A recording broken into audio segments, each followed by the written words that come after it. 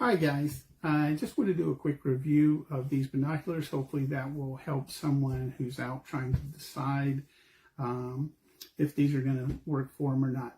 A couple quick things. I bought these to take on safari that I'm going to be going on in a few months. And I tried several different brands, and even from this particular brand, which is Vortex, I tried the Triumph as well, because they were a little bit less expensive, obviously, as a general rule, since I don't know how much I'll use them after I get back. Less expensive is better, but what I found in trying a few, not from Vortex, but they were like in the $50, $75 range, didn't really work for me for a multitude of reasons, some of them quality related, that sort of thing. And while it's nice getting a lot of little trinkets, if you will, with them or whatever, really it's about the binocular, being able to see when you're spending a lot of money to travel. You want to be sure when you get there they're going to be sturdy and give you hopefully what you want. Since it's my first trip, I'm not sure, but I believe these will suffice. So to get into the review, really enjoyed them. These are the ones I chose. A few of the really nice things, they are 10 by 42.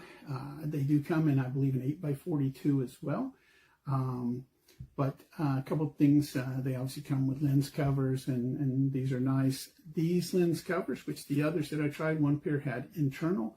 Didn't really care for that so much. I like the caps that go on the outside. I thought the internal would be better, but as it turns out, these are very easy to take on and off, which I think if I'm taking them out and then I want to protect them when I'm not using them, be easy to throw them up there.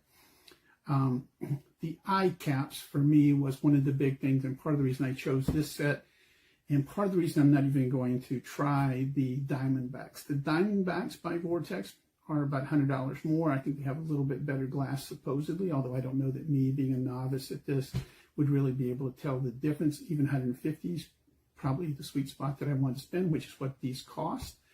But eye caps. So the eye caps here, if you'll notice, they're flat and probably, I'm going to say 4 millimeters wide. Don't hold me to that millimeter dimension. I didn't use a caliper or anything on them. But some of the others, even the Diamondbacks and like the Triumphs that I tried, have a narrower cup, which didn't feel as comfortable to me when I'm putting them up against my eye.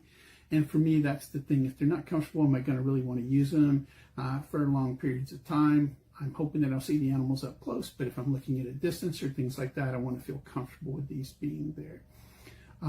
Couple things, obviously they do adjust out to, I believe these are 15 millimeter high relief, as they call it, which wasn't as large as some of the others, but it was enough for me. It allowed me to adjust the pupil distance or whatever, put these in my eyes and feel pretty comfortable with them staying there. So for me, that was a big thing.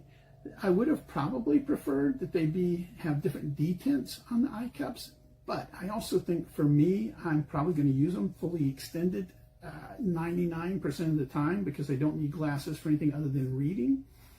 And so they'll probably just go out all the way. They don't feel like they'll just push down. I'm not going to try. I don't want to break them. But I will say that compared to some of the cheaper ones, these are nice and tight, even at the top. And I may end up putting some kind of band on here just to hold them at that position. Although, again, I don't think they're going to move. The diopter has these little hash marks, if you will, which would be good if you were going to go back and forth between different settings. Again, my plan is to set them for myself, and my wife will have her own pair. And so hopefully I won't have to adjust them once I get the diopter set properly. But if I did, it moves pretty easily, but not so easily as that I think it would get changed. The setting would get changed very easily. But I really like the eye cups on this. Would have been nice to have an option of a little bit more relief, but as it turns out, I think this is gonna work perfectly. Obviously, you can connect the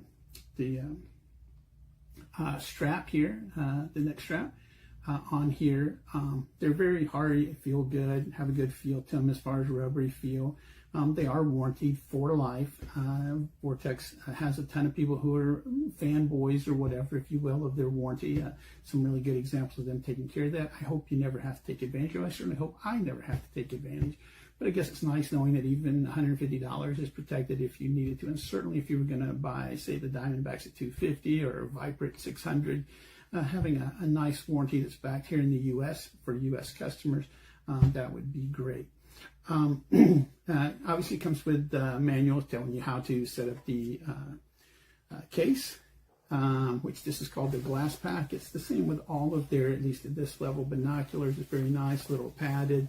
For those of you who care, you know, the connector here is elastic, so no noise of Velcro or snapping sounds. Again, I don't expect that I'm going to have to be that quiet on our safaris. Tells you how to set the binoculars up. Comes with a lens cloth, the harness, if you will, for the glass pack, and then a regular neck strap. Anyway, I hope this helps someone make the decision. For me, this was a sweet spot. So if this fits within your budget, I recommend you get a pair and try them out. I think if you start with these, you probably won't need to check anybody else. I wanted to give you guys a quick review on the Vortex Crossfire HD 10x50. Just got them in today.